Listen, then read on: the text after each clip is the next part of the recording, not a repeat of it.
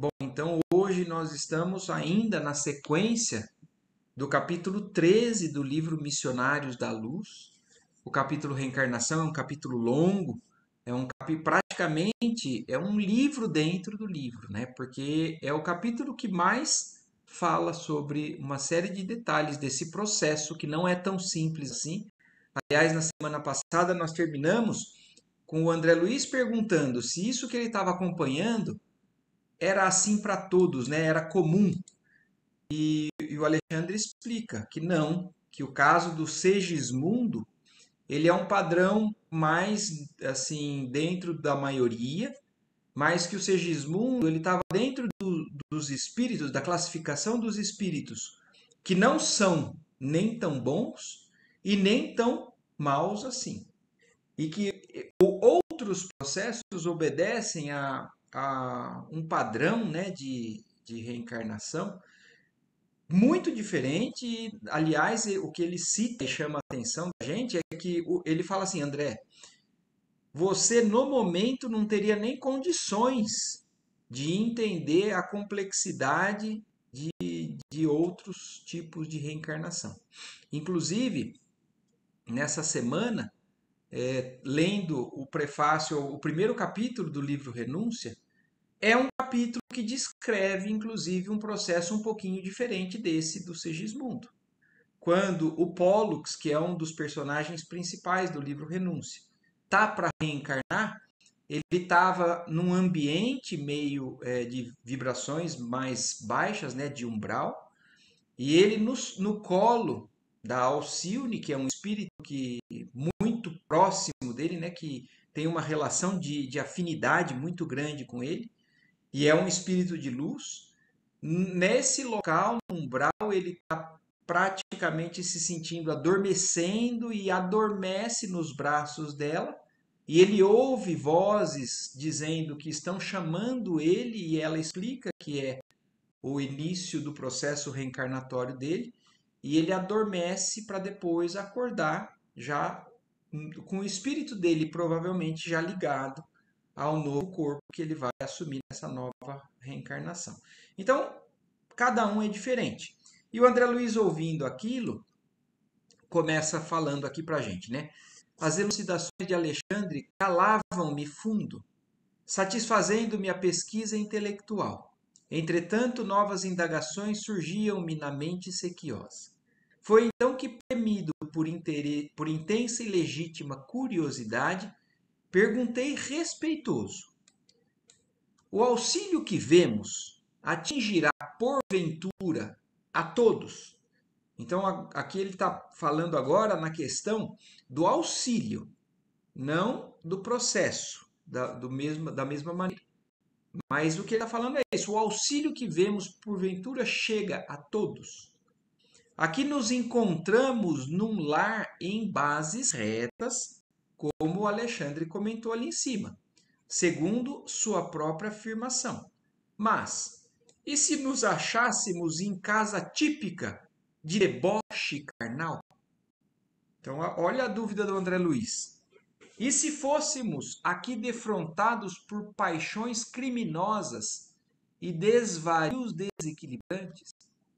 Então, o processo reencarnatório tem os mesmos cuidados, o auxílio, numa casa, por exemplo, onde as duas pessoas que estão tendo um filho não dão a mínima, o mínimo valor santificante à questão do sexo, né, da carne. Como que funciona isso? Num casal onde são totalmente depravados ou totalmente desatentos com essa questão da sublimidade, que é o que o Alexandre está comentando para a gente nesse capítulo. Que esse processo é santo. Esse processo é o que faz toda a alma começar uma nova experiência na Terra. Então, a reencarnação é um processo sagrado, mas que entra através de um ato carnal que para muitos não dão o menor valor santificante. Aí o instrutor, quando o André Luiz fez essa pergunta, né, meditou gravemente e redarguiu. André, o diamante perdido no lodo por algum tempo não deixa de ser diamante. Então, olha esse, apesar do processo ser santificante, então a paternidade e a maternidade é divino, mas às vezes está mergulhado num ambiente totalmente pecaminoso. E aí, olha o que o Alexandre responde: o diamante, apesar de mergulhado no lodo, não deixa de ser diamante. Assim também, a paternidade e a maternidade em si mesmas são sempre divinas. Então a gente pode imaginar num ambiente onde possa haver uma prostituição com deboche, né, como fala ali em cima, um ambiente onde existe a promiscuidade no grau mais alto, a presença até de droga e tudo mais, ainda assim o processo, apesar de todo esse desvio por parte daqueles que cometeram com esses desvios, a paternidade e a maternidade assim vai nascer uma criança para aquele casal, por mais que eles estejam totalmente desequilibrados, mas ainda assim é divino. Em todo lugar desenvolvem-se o auxílio da esfera superior, desde que se encontre em jogo o trabalho da vontade de Deus. Então, independente da baixeza dos seres envolvidos, a vontade de Deus é sempre levar um novo filho, um novo espírito, a uma nova experiência na Terra, e por isso existe sempre a cooperação das esferas mais altas. Entretanto, devemos considerar que, em tais circunstâncias, as atividades de auxílio são verdadeiramente sacrificiais. Então, existem espíritos que se sacrificam para ajudar nesses detalhes, nesses processos, porque a gente está vendo o quão difícil é o reencarne do Segismundo, porque ele está oscilando. Apesar dele ter a intenção de corrigir erros do passado, ele está inseguro, oscilando e está gerando dificuldade. Imaginem no caso daqueles que não estão com boas intenções, estão ainda em vibrações muito baixas. Então, esses espíritos que auxiliam com muito sacrifício. As vibrações contraditórias e subversivas das paixões desvairadas da alma em desequilíbrio comprometem os nossos melhores esforços. E muitas vezes, nessas paisagens de irresponsabilidade e viciação, para ajudar em obediência ao nosso ministério, devemos, antes de tudo, lutar contra entidades monstruosas. Então, olha aqui, está dando um pequeno detalhe para que a gente comece a entender, né? Então, em muitos casos, os espíritos de luz têm que lidar e lutar contra espíritos perversos que estão ligados com as almas que vão reencarnar, ou espíritos perversos que estão ligados com os pais que vão receber aquela alma que vai reencarnar. A gente começa a ter uma ideia do quão complexo que é tudo isso, né?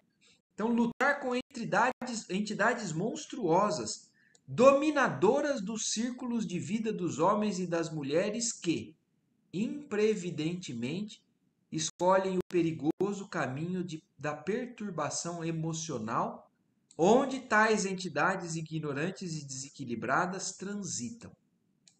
Nesses casos, nem sempre a nossa colaboração pode ser perfeita.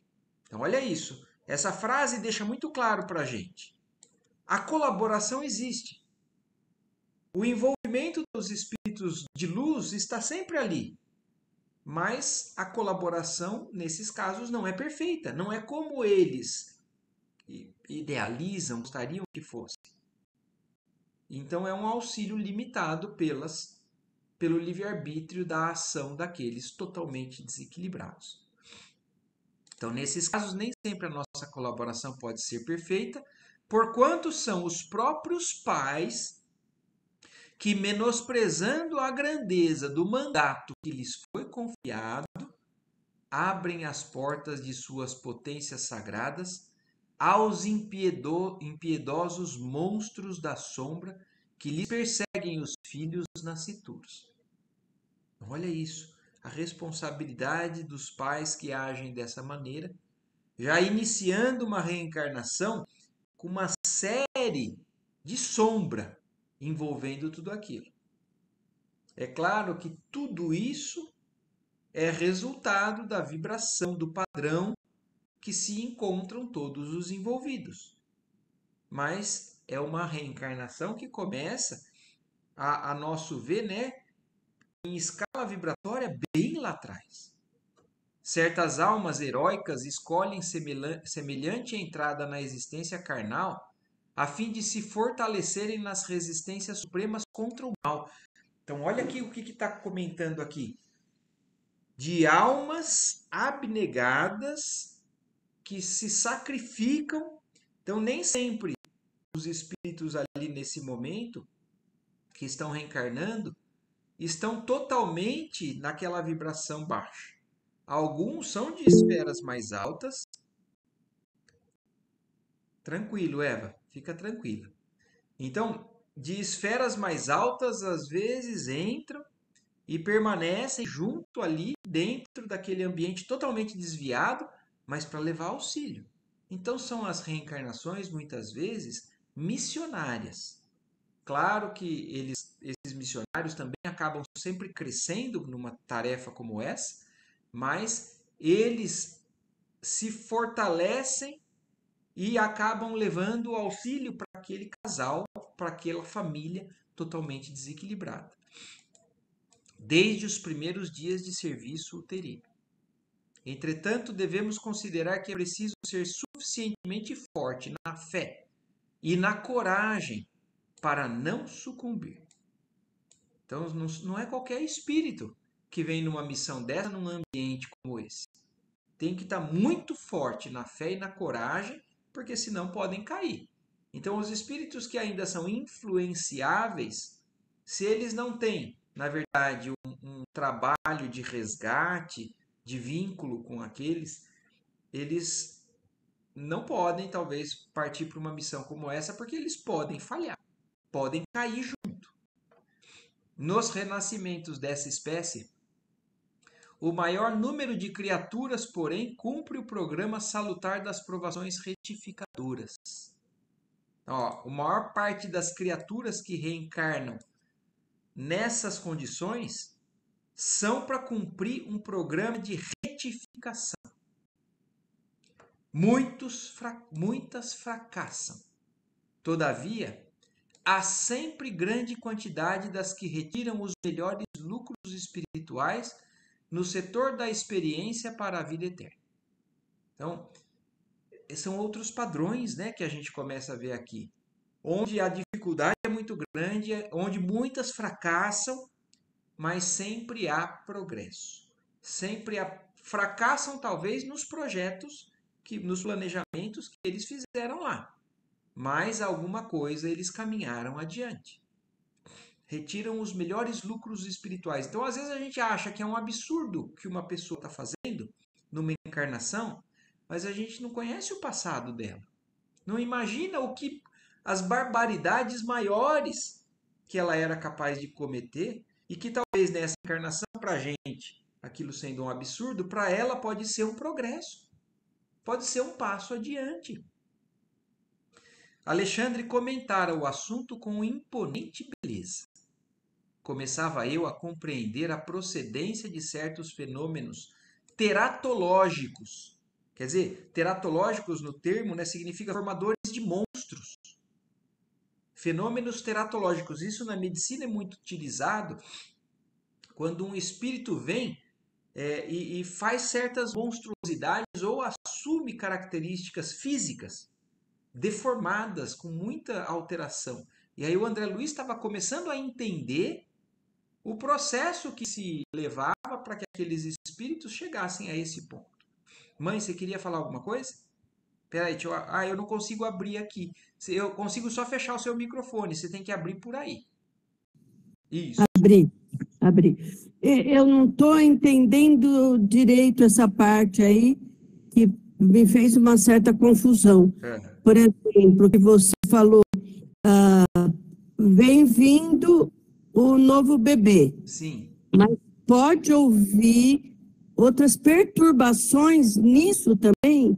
Sim, o que está dando exemplo aqui nesse momento, mãe, é assim, um bebê que vai nascer numa casa de uma família ou de um casal que são totalmente promíscuos, que abusam na questão do sexo, que podem ter vários parceiros, que podem frequentar com muita frequência a casa de prostituição e tudo mais.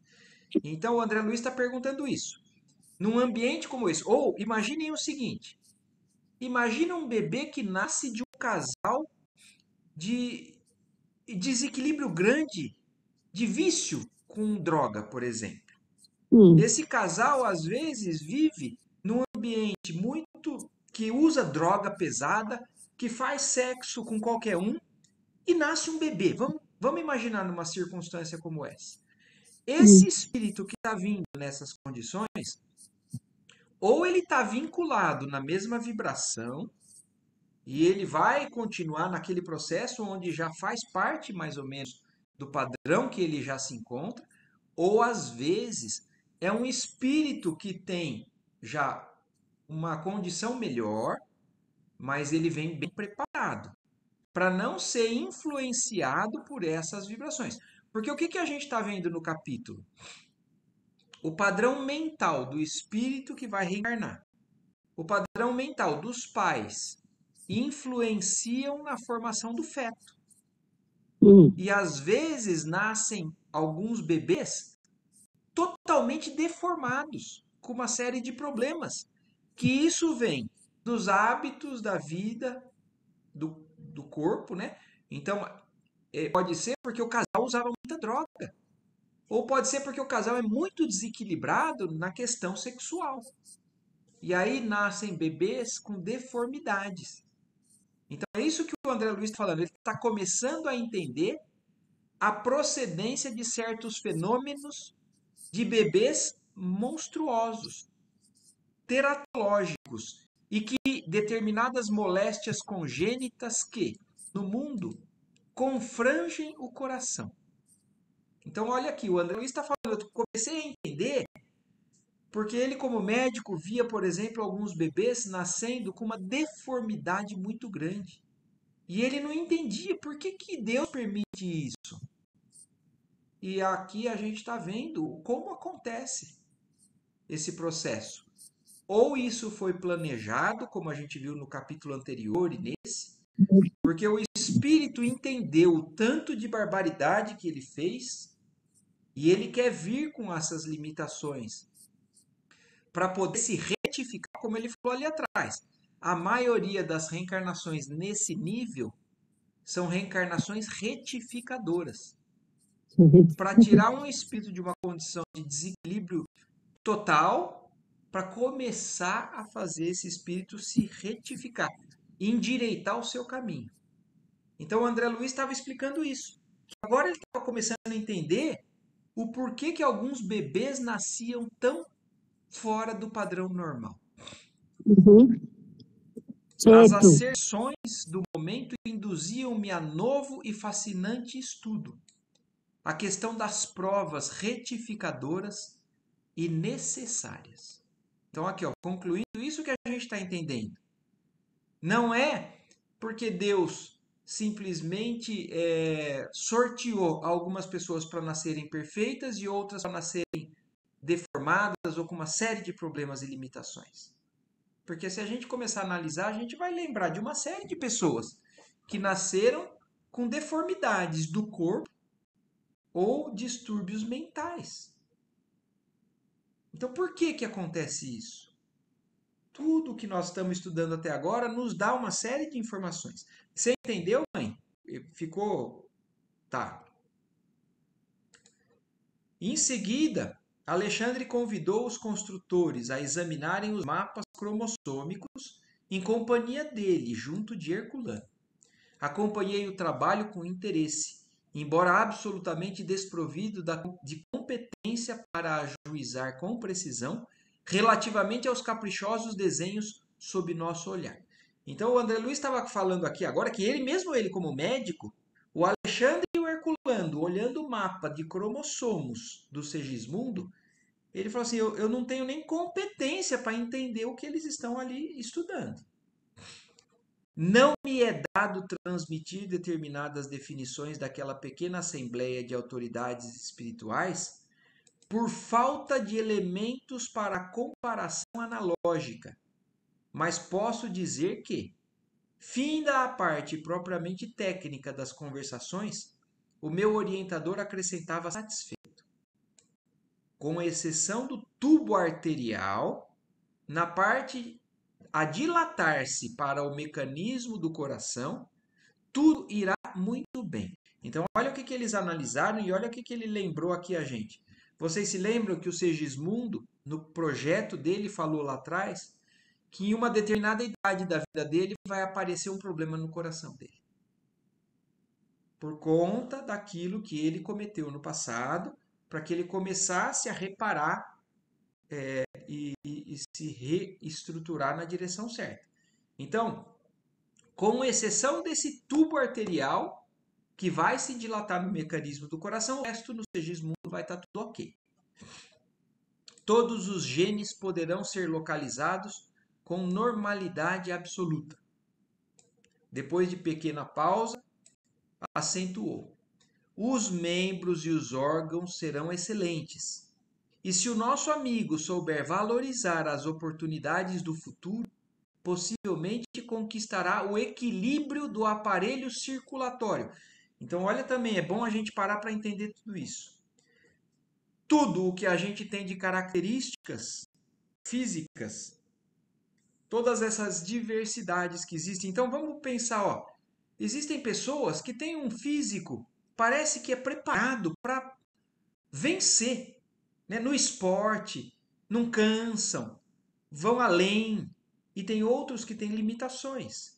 Tem outros que têm deformidades, tem outros que são muito altos, tem outros que são muito baixos, tem outros que são muito obesos, tem outros que são muito magros, problemas no coração, problemas na tireoide, problemas no intestino. Tudo isso está relacionado com o planejamento, com o que a gente tem que executar ou com débitos do passado. Não tem nada ao acaso. Mas além disso, tudo que nós estamos vendo até agora, existe a parte que nos cabe para melhorar ou para agravar na nossa encarnação. Então, olha isso, falando. O corpo do Segismundo vai ser perfeito com exceção de uma artéria do coração. Mas, se ele souber valorizar as oportunidades da vida, buscando uma vida santificante e saudável, não os abusos da alimentação, da bebida, de qualquer tipo de abuso que prejudica o corpo, ele possivelmente conquistará o equilíbrio do aparelho circulatório. Então tem a parte que está planejada, genética, mas tem a parte que a gente desenvolve aqui. A gente leva para a saúde ou para a doença. Nem tudo vem no nosso corpo planejado no mundo espiritual. Tem coisas que nós adquirimos de doenças e problemas por hábitos. E tem coisas que os nossos hábitos também resolvem, curam, santificam.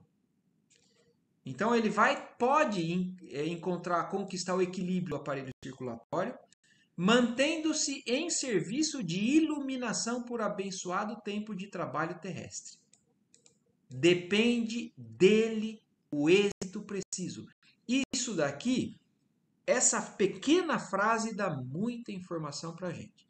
Porque a gente está estudando tanta coisa, mostrando que está tudo planejado do lado de lá, que a gente acha que a gente não tem que fazer nada. Então não adianta, se eu estou planejado a ter um infarto lá na frente, porque eu fiz algo no passado, não tem o que eu faça, eu vou ter que passar por aquilo. Não é assim. Existem coisas que nós, apesar de fazer tudo, vida saudável, alimentação saudável, está no nosso planejamento, sim. E por isso que a gente tem que sempre confiar e se entregar em Deus.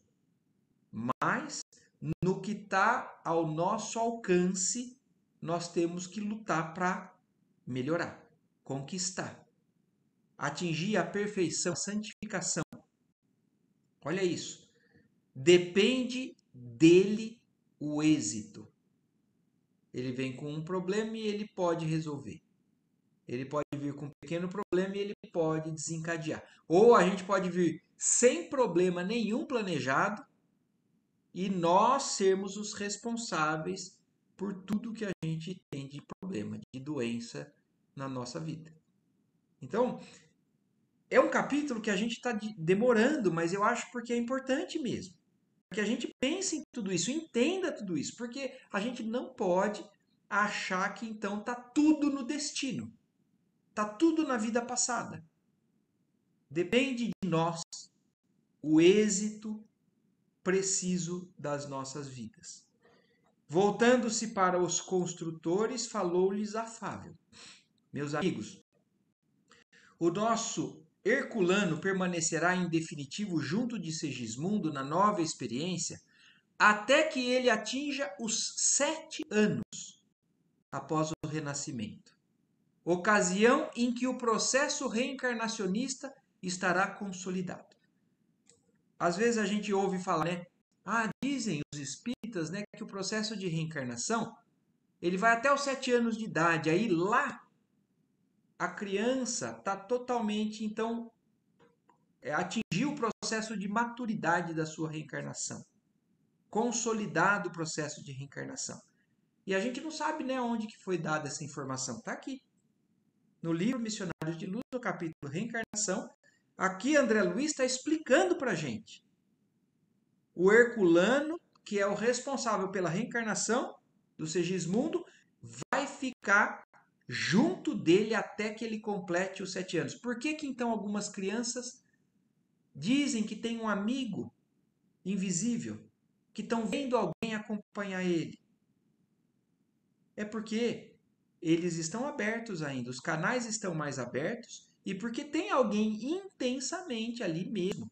Só que aqui, além de ele citar essa questão dos 7 anos, que ele afirma para a gente, é quando completa o processo de reencarnação. Então, olha isso, o processo de reencarnação começou lá atrás, quando o Segismundo estava planejando vir naquela família. Todos eles estão fazendo todo esse trabalho para ligar o espírito do Segismundo no novo ser que vai nascer. E esse processo só vai se completar quando ele fizer 7 anos. E aí o Alexandre continua explicando. Depois desse período, a sua tarefa de amigo e orientador será amenizada. O Herculano, então, vai estar direto, intensamente, até os 7 anos, onde a tarefa de amigo e orientador vai amenizar. Então, não está falando que ele vai se desligar e também não está falando que ele vai continuar na mesma frequência, na mesma intensidade. Visto que seguirá o nosso irmão em sentido mais distante. Então, o Herculano vai poder continuar com outras tarefas à distância, ligado ao Segismundo. Sei que o devotado companheiro tomará todas as providências indispensáveis à harmonização, à harmoniosa organização fetal, seja auxiliando o reencarnante, seja defendendo o templo maternal contra o assédio das forças menos dignas. Então, olha isso, o Herculano tem a função de acompanhar todo o processo de desenvolvimento daquele bebê que está no útero da mãe e também defendendo a mãe do assédio de criaturas menos felizes que podem, às vezes, ter interesse de prejudicar o Segismundo, porque talvez ele tenha também cometido alguma coisa para outras pessoas. Entretanto, peço-lhes muita atenção nos primórdios de formação do timo, glândula, como sabem, de importância essencial para a vida infantil, desde o útero materno. Então, o Alexandre está pedindo para esses que vão acompanhar o processo dar uma atenção à glândula do timo, que é essencial para a vida infantil, as defesas do organismo, né? Precisamos do equilíbrio perfeito desse departamento glandular até que se forme a medula óssea, e se habilite a produção dos corpúsculos vermelhos para o sangue. Os diversos gráficos das disposições cromossômicas facilitarão os serviços dessa natureza. Olha o cuidado que os espíritos têm em muita coisa que a gente não faz nem ideia. Mas o Alexandre está preocupado com a produção dos glóbulos vermelhos que nessa fase começam no timo e depois passam para a medula óssea. Alguns dos amigos presentes passaram a observar os mapas com maior atenção. Enquanto se estendiam sob meus olhos aqueles microscópicos sinais, facultando amplo exame da célula-ovo, acerquei-me do instrutor e senti-o mais acessível às minhas interrogações e perguntei: temos nestes mapas a geografia dos genes da hereditariedade distribuídos nos cromossomos. A lei da herança, porém, será ilimitada? A criatura receberá ao renascer a total imposição dos característicos dos pais? As enfermidades ou as disposições criminosas serão transmissíveis de maneira integral? Então, olha o que o André Luiz está perguntando. Se tudo é o que eu já comentei um pouquinho ali atrás, para a gente começar a pensar nisso. Então, está tudo definido nos genes que nós projetamos ou que os espíritos destinaram ao nosso ser? As doenças e as tendências criminosas. Então, é uma pessoa que ela tem o hábito frequente de, por exemplo, roubar. Ou ela tem um impulso violento. Isso está determinado tudo no gene daquele espírito que vai nascer?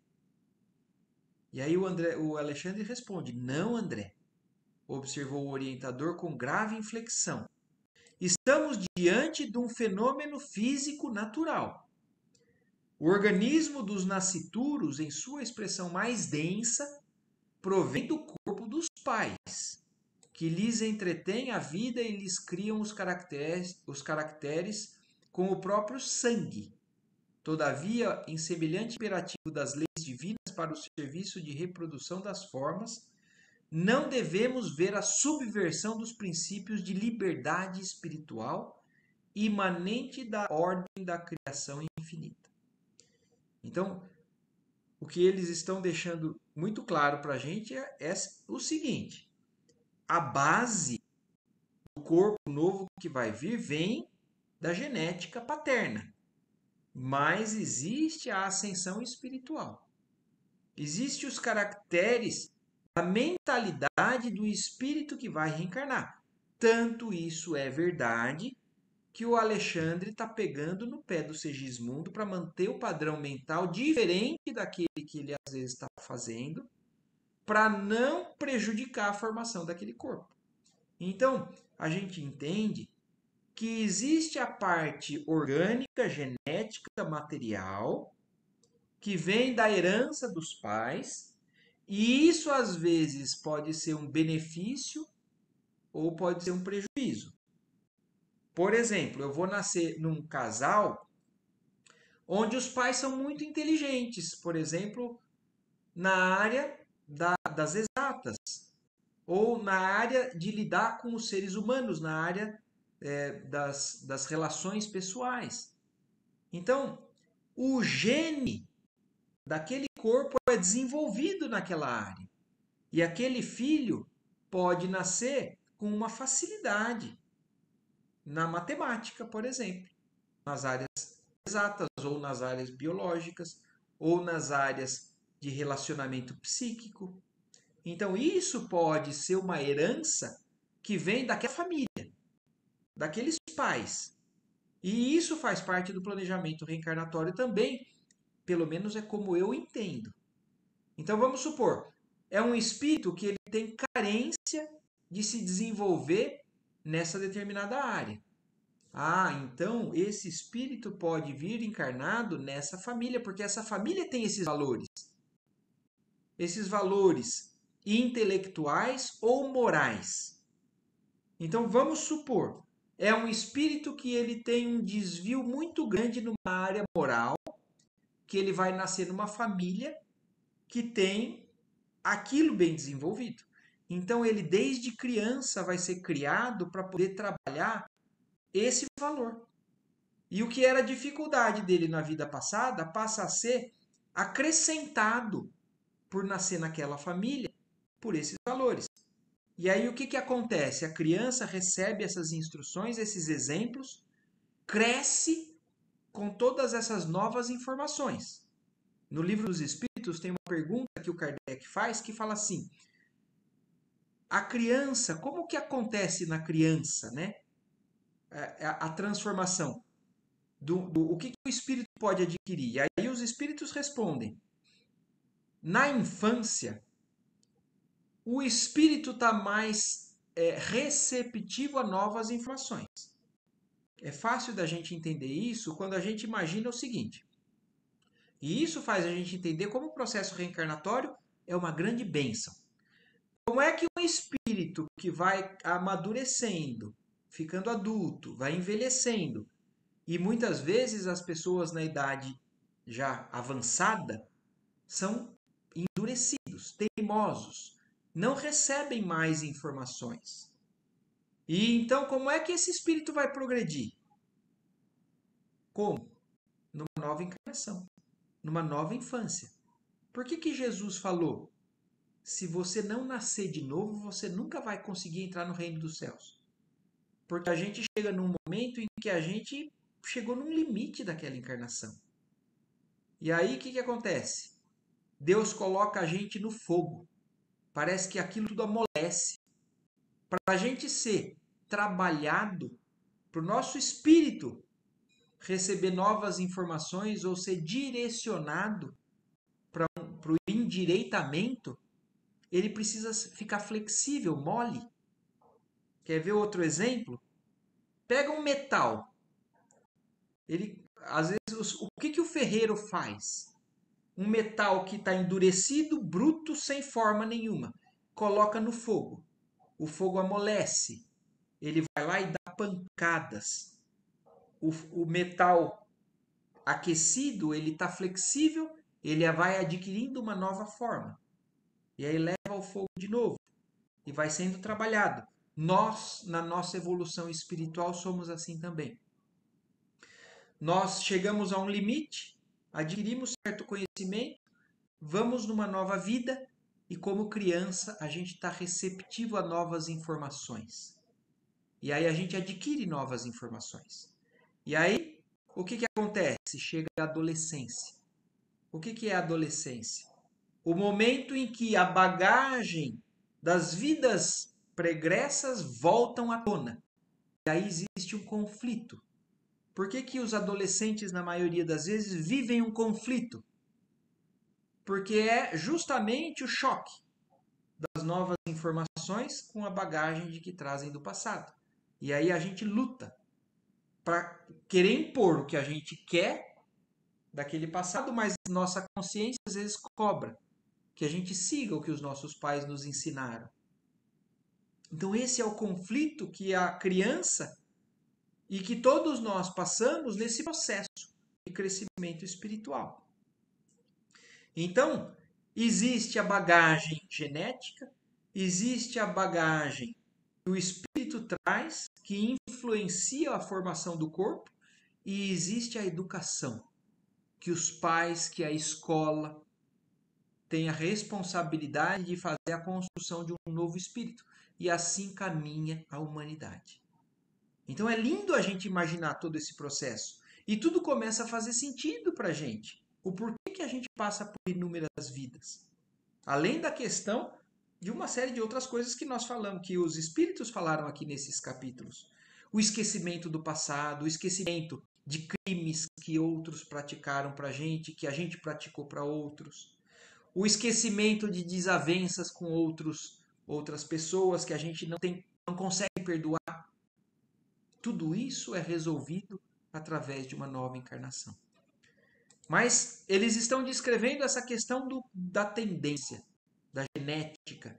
Se tudo que o espírito carrega está determinado no gene. Não. O Alexandre acabou de falar, não, André. Tem a base, mas tem os princípios da liberdade espiritual que são de ordem da criação infinita. Por isso mesmo, a criatura terrena herda tendências e não qualidades. A gente herda tendências, que são coisas do nosso passado. As qualidades, as virtudes, são construções nossas. As primeiras cercam o homem que renasce. As tendências cercam o homem que renasce. É aquilo que a gente traz do passado. Desde os primeiros dias de luta. Não só em seu corpo transitório, mas também no ambiente geral a que foi chamado a viver. Então, olha isso, nós temos tendências, sim, e cada um de nós sabe as tendências que nós temos. Eu tenho uma tendência a estourar, a explodir, a perder a paciência. Eu tenho uma tendência ao problema alimentar. Eu tenho uma tendência aos desregramentos sexuais. Eu tenho tendências. Porque isso eu trago, porque isso é do ambiente onde eu nasci. Mas então essas tendências, que são as primeiras, nos acompanham desde sempre, aprimorando-se. Isso pode ser trabalhado. Então, as tendências nos acompanham. Agora, as qualidades, é o que ele vai falar agora. As segundas resultam do labor individual da alma encarnada. Na defesa, educação e aperfeiçoamento de si mesma nos círculos benditos da experiência. Então, as qualidades, os valores morais, a gente vai trabalhando para que isso se consolide dentro da gente. Se a gente ainda não tem, a gente está aqui para trabalhar.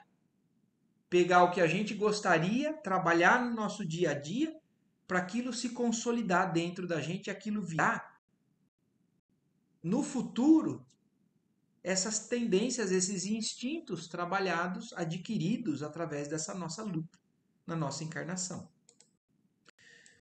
Se o espírito reencarnado estima as tendências inferiores, então olha isso, se um espírito que reencarnou, ele gosta das tendências inferiores que ele carrega, desenvolvê-las-á ao reencontrá-las dentro do novo quadro da experiência humana, perdendo um tempo precioso e menosprezando o sublime ensejo de elevação. Então, aí está a parte que nos cabe. Nós temos tendências, mas nós somos orientados que o caminho a ser conquistado e buscado é outro. Mas se eu não tô nem aí para isso, não. Eu quero comer mesmo, eu quero ser feliz. A vida é para ser curtida. Tem gente que fala, né? A vida é uma só. A gente tem que gozar ao máximo. Porque aí vai acabar a vida e a gente não gozou. E não dá valor para a luta dessa conquista. Se entrega aos prazeres porque acha que é isso a vida. Todavia, se a alma que regressa ao mundo permanece disposta ao serviço de autoelevação, sobrepairará a quaisquer exigências menos nobres do corpo ou do ambiente, triunfando sobre as condições adversas e obtendo títulos de vitória da mais alta significação para a vida eterna. O espírito que leva a sua vida com sacrifício, com vistas a conquistar algo que ele sabe que não é para gozo nesse momento, a felicidade não é deste mundo. Isso está escrito no Evangelho segundo o Espiritismo. Jesus deu inúmeras vezes as orientações nesse sentido. Então, aquele que conquistar isso vai conquistar algo que é para satisfação eterna e não transitória. Em sã consciência, portanto, ninguém se pode queixar de forças destruidoras ou de circunstâncias asfixiantes. Então, o que a gente julga prejuízo, muitas vezes são experiências que vão nos fazer crescer ou nos mostrar se a gente está realmente aprendendo ou não. São ocasiões para dar testemunho do que a gente está aprendendo. E em se referindo ao círculo onde renasceu. Então, o que a gente muitas vezes reclama não é motivo para reclamação. Haverá sempre dentro de nós a luz da liberdade íntima indicando-nos a ascensão. A gente, todo mundo, no fundo, sabe o que é, o que vai ser a conquista do nosso esforço.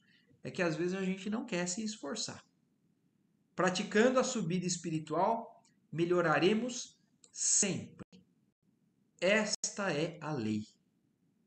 Então, olha que maravilhoso isso. Isso nos mostra que, por mais que seja a dificuldade que a gente esteja enfrentando, se a gente enfrentar bem, a gente vai subir. É a lei, é da lei de Deus. É da lei que a gente não consegue dobrar. Não consegue manipular com a lei dos homens. É a lei divina. E em virtude das anteriores explicações do orientador relativamente à importância da assistência de Herculano a Segismundo reencarnado, até aos 7 anos, procurei obter do instrutor alguma elucidação a respeito. Então, depois de ouvir tudo isso, agora o André Luiz quis entender um pouco melhor essa questão dos 7 anos. Pedi desculpas a Alexandre, todavia, não me pude furtar à inquirição afetuosa. Por que tamanho cuidado com o sangue do futuro recém-nascido? Somente aos 7 anos iniciais da existência humana estaria terminado o serviço de reencarnação? Então, olha isso, duas perguntas que o André Luiz está fazendo depois de tudo isso que o Alexandre explicou. Porque o Alexandre falou, pediu para os construtores uma atenção especial ao timo, porque eles estariam fazendo o sangue daquela criança até que se completasse os 7 anos, aonde a medula óssea, ou num determinado momento, onde a medula óssea assumiria isso. E por que aos 7 anos? É só aos 7 anos que se completa esse serviço de reencarnação? Como sempre acontecia, o nobre mentor ouviu-me. Complacente, sorriu qual pai carinhoso e respondeu solícito. Você não ignora que o corpo humano tem as suas atividades propriamente vegetativas, mas talvez ainda não sabia que o corpo perispiritual, que dá forma aos elementos celulares, está fortemente radicado no sangue. Olha o que o André Luiz está nos contando nesse livro. Olha o que o Alexandre ensinou para ele. O perispírito tem uma ligação importantíssima no sangue de todas as criaturas. E olha aqui, aí ele faz algumas citações aqui, ó. A Bíblia do Caminho nos traz essas informações, que é tirado do Evangelho. Olha aqui, eu vou clicar aqui, ó, e vai abrir Deuteronômios 23 a 25.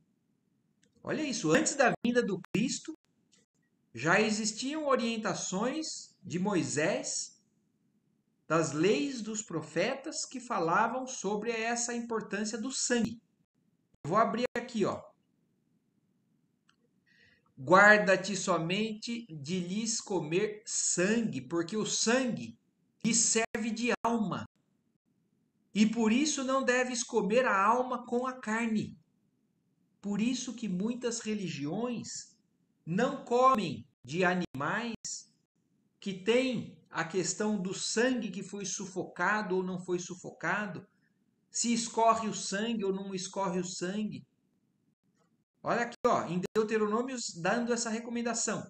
Mas escorrê-lo-ás sobre a terra como água, para serdes felizes tu e teus filhos depois de ti, tendo feito o que é agradável aos olhos do Senhor.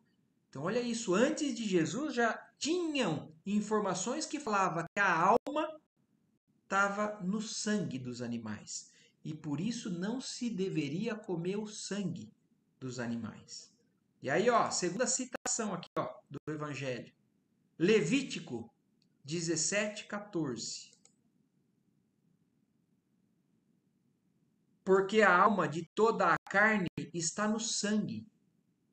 Por isso disse aos filhos de Israel: não comereis sangue de qualquer carne que seja, porque a alma do animal está no sangue, e todo o que comer dele perecerá.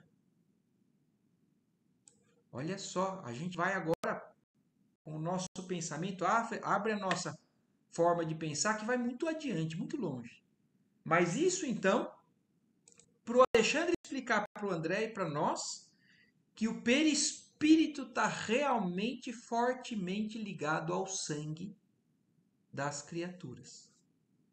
Na organização fetal, o patrimônio sanguíneo é uma dádiva do organismo materno. Então, olha isso, tem um tempo que quem alimenta o feto é o sangue da mãe, o espírito da mãe. Logo após o renascimento, inicia-se o período de assimilação diferente das energias orgânicas, em que o eu reencarnado ensaia a consolidação de suas novas experiências e somente aos 7 anos de vida comum começa a presidir por si mesmo ao processo de formação do sangue, elemento básico de equilíbrio ao corpo perispirítico ou forma pré-existente no novo serviço iniciado. Então é quando o próprio ser começa a ser totalmente nutrido pelo seu próprio organismo e não depende de nada externo. O sangue, portanto, é como se fora o fluido divino que nos fixa as atividades no campo material e em seu fluxo e refluxo incessantes na organização fisiológica, nos fornece o símbolo do eterno movimento das forças sublimes da criação infinita. O sangue é nossa vida mesmo. A gente não tem como negar. A alma é nossa vida. Olha quanta coisa, quanta informação. Mas a alma, o perispírito, está ligado inicialmente ao sangue. Se a gente vai estudando o livro dos espíritos, depois fala também que a alma de cada espírito também está mais, às vezes, ligada ao órgão que ele tem mais desenvolvimento moral. Por exemplo, tem alma que ela é mais desenvolvida intelectualmente. Então, aquele espírito, aquela alma está mais sediada no corpo, na região da inteligência, da intelectualidade. E tem espíritos que são muito mais sentimento, coração. Nós estamos nos desenvolvendo para poder chegar um dia a estar nas vibrações elevadas desses dois níveis. Mas, por enquanto, nossa alma às vezes está mais sediada no pensamento ou mais no sentimento, mas está falando aqui da importância do nosso sangue, sendo ele o símbolo da vida para o nosso corpo, e o nosso corpo não é o que dá a vida eterna, a alma é quem possui a vida eterna, o espírito é quem possui essa vida eterna, mas quando a gente está encarnado, é no sangue que isso tem a sua sede de vitalidade. Então, olha quanta coisa importante para a gente começar a entender algo que a gente ainda tem muito que aprender. Quando a sua circulação deixa de ser livre, surge o desequilíbrio ou enfermidade. E se surgem obstáculos que impedem o seu movimento de maneira absoluta, então sobrevém a extinção do tônus vital no campo físico, ao qual se segue a morte com a retirada imediata da alma. Então, olha o que ele está falando. E não é exatamente isso que acontece?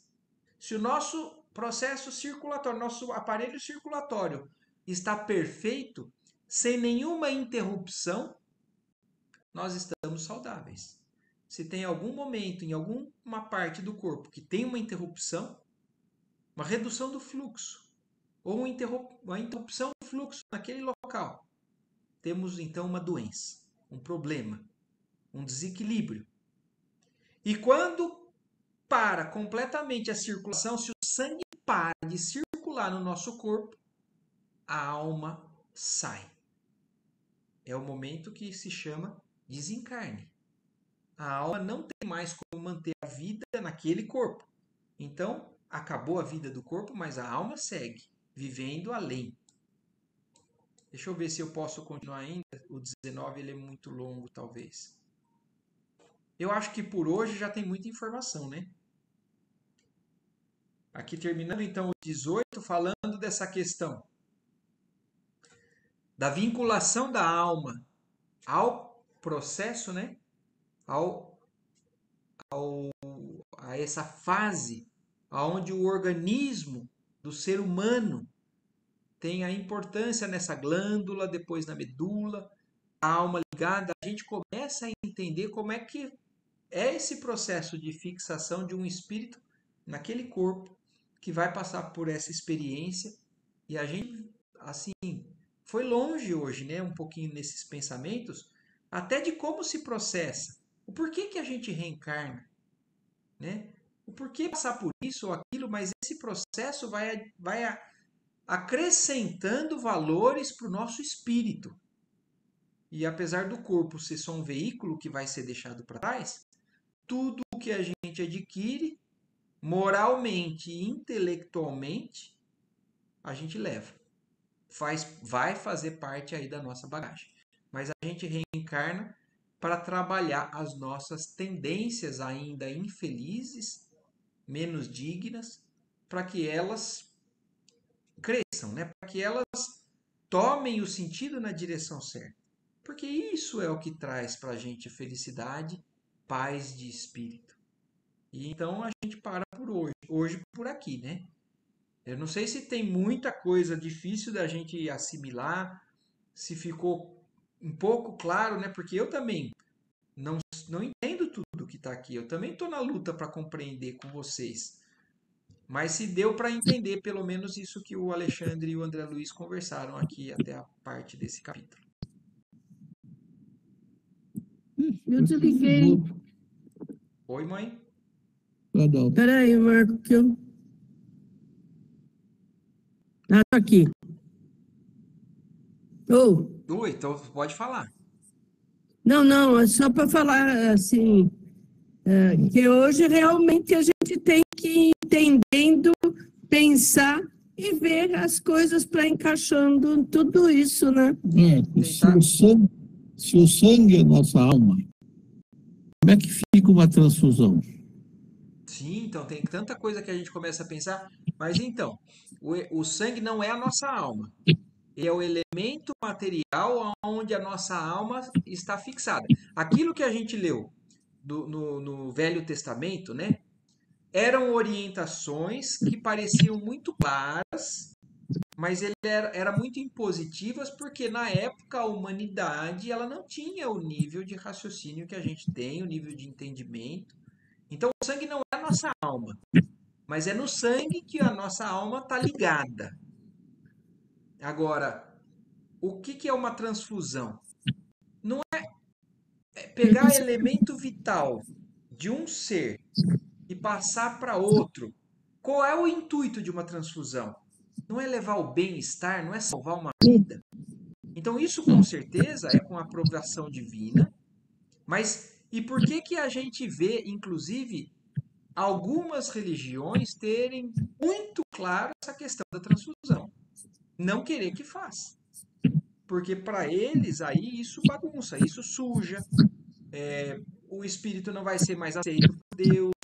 Então, é um pensamento que realmente a gente tem que entender e buscar essas informações, porque a gente começa a entender uma série de coisas, não sabe? Mas a gente sabe que o espírito é indivisível. Isso a gente aprende também no estudo do Livro dos Espíritos. Então, o espírito não se divide. Então, se você pegou transfusão de alguém e botou em outra pessoa, você não está com um pedaço do espírito dele ali.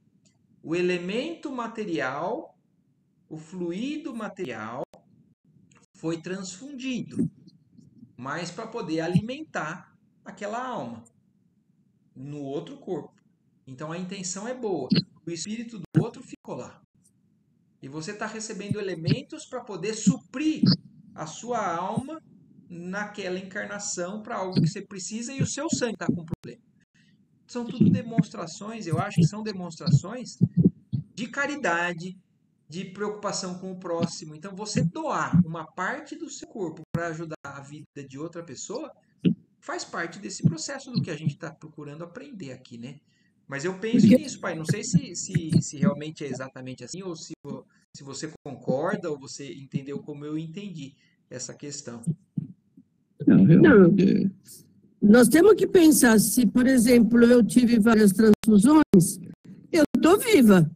Então, eu estou tendo mais tempo para aprender um pouco mais. Você só recebeu elementos que o seu espírito está se utilizando para poder prosseguir a sua jornada de aprendizado e reencarnatório.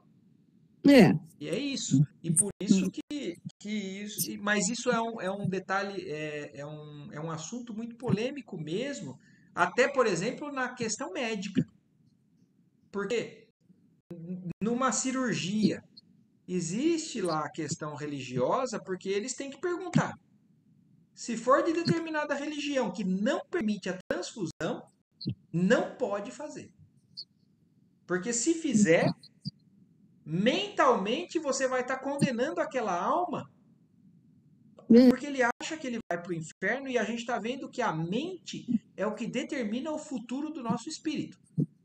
Então, às vezes, para ele, é melhor morrer não contaminado, porque ele vai estar acreditando e ir adiante, do que a família inteira falar assim, nossa, ele vai para o inferno agora, porque ele recebeu sangue de outra pessoa.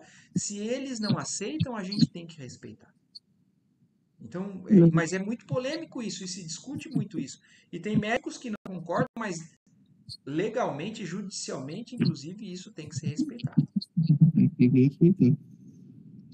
Certo? Adriana, Nona, tudo bem? Só uma coisinha. Você vê aquela criança de 6 meses de idade, está lá que o Marcos tem feito oração em pedido. Sim. Essa criança, desde que nasceu, tem 1000 problemas que ela tem. Sim. Quer dizer, ela realmente com um processo reencarnatório bem pesado para poder, quem sabe... Sim. São coisas que a gente não entende. Mas, com certeza, isso exemplifica o que a gente está estudando. É uma nova encarnação que veio com uma série de limitações. Se aquele espírito veio em característica missionária ou em resgate, isso a gente não tem como avaliar. Mas é exatamente isso. É a consequência de algo que é necessário ser feito, materializado no corpo de uma criança, de um bebê. Se pela ciência, se a criança conseguir continuar vivo, é uma coisa que foi muito mais para frente. É uma bênção. Isso que é. Agora, se não tem jeito, volta para trás. Sim. Então. Beleza, é isso aí. Bom, então, gente, ótimo. Agradecemos a Deus mais uma vez por tanta coisa que a gente aprende aqui junto. Uma ótima semana para todos. Obrigado. Boa noite. Boa noite. Tchau, tchau. Boa noite.